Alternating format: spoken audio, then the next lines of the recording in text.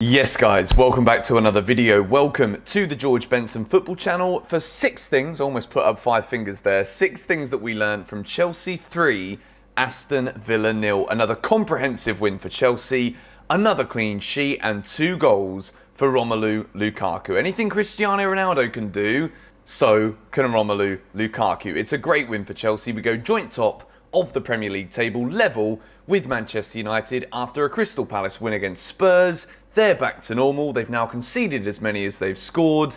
It is a wonderful, wonderful day. Now, as for the 6 things we learned today, we're obviously doing 6 things we learned. You're here to watch my match review. If you are not yet subscribed to the George Benson football channel, I'd love to ask you to do so.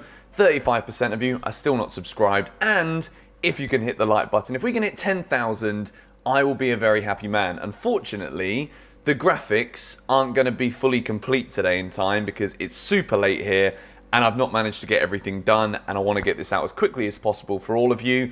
But I begin, first of all, by talking about my man of the match. It was between 2 or 3 players, actually, when Lukaku scored that 3rd goal. But I want to give the blue box today to Edouard Mendy. I thought so many times in this game, Aston Villa showed that if you play against Aston Villa, you know you're up against a very, very good team. They had multiple opportunities, and every single time he was called upon, Edouard Mendy was there to make the saves. Some really big saves as well from very, very good Aston Villa chances. In the first half, I think they had something like 10 attempts. They had a lot more chances than Chelsea did, but Mendy is a brick wall. This man is full of confidence. He's Chelsea's #1 for a reason, and it's just another clean sheet. I don't really think there's much that Edouard Mendy could do wrong. There was one time where the cross came in and then, well, it's from the corner and he catches it but drops it on the floor. But when luck's going your way, luck's going your way. And at the moment, everything that Mendy touches not only prevents the opposition from scoring, but it is golden for Chelsea Football Club. We move into box number 2. And again, I was thinking about the order, but I'd already decided that my on-field man of the match was Mateo Kovacic. And I've given him box number 2 as a green. I thought he was excellent today. No N'Golo Kante, no problem. Kovacic playing with the number 8 shirt on his back gets his first goal at Stamford Bridge. And I want to talk about that goal a little bit because it's not as simple as people might make it out to be. Yes, it is a poor back pass from Tyrone Mings. And of course, when you're a midfielder who's playing in that role, you're advised always to chase it down, whether it's the striker chasing down the keeper or the midfielder being Kovacic in this case. He does very, very well, and you can see that he just knows that he's going to get that opportunity to sniff the ball out before it gets back to Jed Steer in the Aston Villa goal. And I think overall, apart from a few passes that Kovacic made in the final third that could have been a lot better and more clinical, I thought it was one of his best games that we've seen from him in quite some time. I think he commanded the midfield very well. In the first half, Saunak was really struggling. We're going to talk about him a bit later in the video, but I think he did fantastic. And then in the second half, when Jorginho comes on, who, by the way, Jorginho doesn't get a box because he only played one half, and there were plenty of other good performances out there, but Jorginho was excellent as well. And I think that Jovetic partnership that we saw at many times last season that was always pretty fruitful for Chelsea, I think again today, even without N'Golo Kante, those two have shown that they are the leaders in that position. And I think Kovacic's all-round game, from the tackles, the recoveries, the retrievals of the ball when Aston Villa had it in the middle, I thought absolutely everything he did was almost perfect, apart from a few passes that went astray. Box number 3 is Romelu Lukaku. I know that some of you might think he's got to get the blue, or he needs to be given the first green at least. He's box number 3 with a green. Lukaku, absolutely sensational. The 2 goals are absolutely brilliant. The way he takes the first one, gets it out of his left foot onto his right. There were many people when Lukaku was at Manchester United who would strongly criticise the first touch and Lukaku's ability to actually navigate the ball away when it's kind of stuck at his feet and he can't really get anything out of it. This is the prime example of the elite kind of striker that Romelu Lukaku has become. Puts it onto his weaker foot and rifles it underneath Jed Steer. Very similar to that of the Cristiano Ronaldo goal we saw today for United.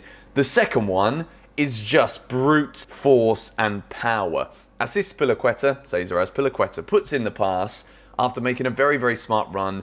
Again, Lukaku gets it out of his feet and absolutely hammers it into the top corner of the net. I think overall, it was kind of a difficult game for Lukaku because it was very evenly balanced. Even though Chelsea had the possession, Aston Villa were creating more chances. And even though Chelsea could have scored 5 or 6, Alonso came close. Rudiger hit the crossbar when the header was deflected onto the bar in the first half. There were many opportunities for Chelsea. It was a good game of football, but it's the lethal ones in the moments that matter.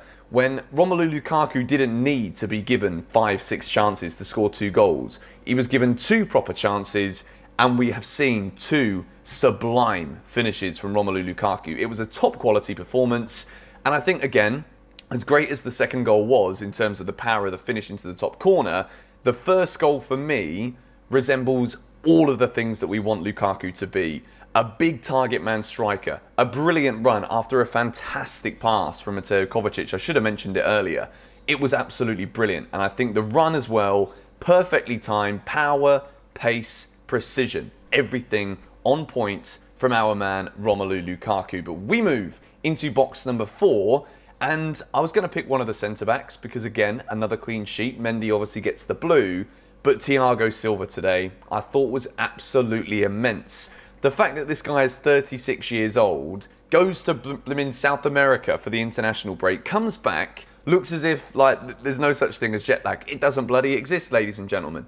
Thiago Silva comes in. The block from Danny Ings' attempt in the first half was absolutely huge. And again, in a game like this where Aston Villa are a very strong side, they're a good team, if they would have scored the equaliser in this game, it could have made things very difficult for Chelsea, and it could have ended up being one of those frustrating afternoons. But I think Thiago Silva, everything that he did again, composed. Some of the passes over the top, there was one that Kai Havertz should have done better in the second half. It wasn't Kai Havertz's best game today, I will say that. But I thought absolutely everything Thiago Silva did was pinpoint, on point, and again, leader's performance. Even though Marcos Alonso was given the armband, the captain's armband, I was a bit surprised about that one. Thought it should have been, could have been Thiago Silva, but again, Alonso had a decent game. Very, very good all-round defensive display from Chelsea. Box number 5 is again a bit more of a rounded one for something that wasn't necessarily an individual player or moment, but the depth that Chelsea have in this squad. Reece James suspended. N'Golo Kante injured. Christian Pulisic injured. The ability to be able to rest one of our best players in Mason Mount and not even bring him off the bench shows the absolute strength and quality and depth that there is in this Chelsea team. Timo Werner came on, didn't really get into the game for the 7-8 minutes that he had plus injury time. But overall, I think the substitutions were very, very well done from Thomas Tuchel. I think Saul struggled in the first half, and we're going to talk about him in a second, but I don't want to rinse him the way that so many people have on social media. I do want to say this. You know, it's his debut. It's the Premier League. It is very different to La Liga. The man has had a bit of a tough time across the last couple of years. But Jorginho coming off the bench, Azpilicueta, Chelsea's captain, coming off the bench, and Timo Werner. It's a daunting prospect for any opposition that we face. But I do want to finish box number 6 today and give a yellow to Saunak. I don't just want to cover it up just because we scored 3 goals and 1. It was seriously not good from Saunak in that first half. I think he is so used to playing, obviously for Spain, in Spain, where there is a lot more time for central midfielders to have the ball to dictate the play.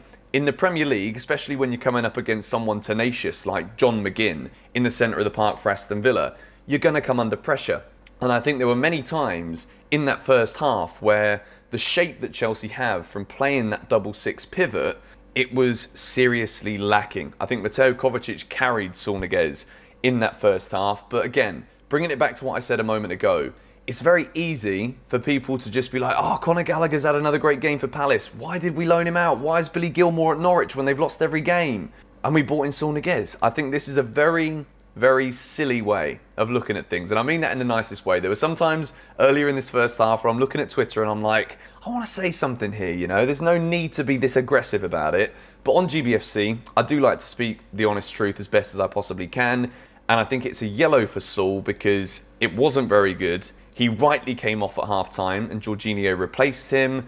But again, I think it's far too early to judge. I think, again, bringing it back to box number 5, the depth that we have in this team is absolutely sensational. And I think that going forward, the more minutes Saunak gets, I think the more acclimatised he'll become to the Premier League, he'll be a little bit quicker with his passing and getting the ball out of his feet, and hopefully not actually passing it to the opponents as much as he did in that first half. But anyway, going to wrap this one up here. 6 things we learned from Chelsea 3, Crystal Palace. It wasn't Crystal Palace. Chelsea 3, Aston Villa 0. Same colours. It's late at night. I'm tired. But anyway, apologies for the lack of graphics. Subscribe if you are new. I'll see you guys for Chelsea news in the morning. Come on, you Blues.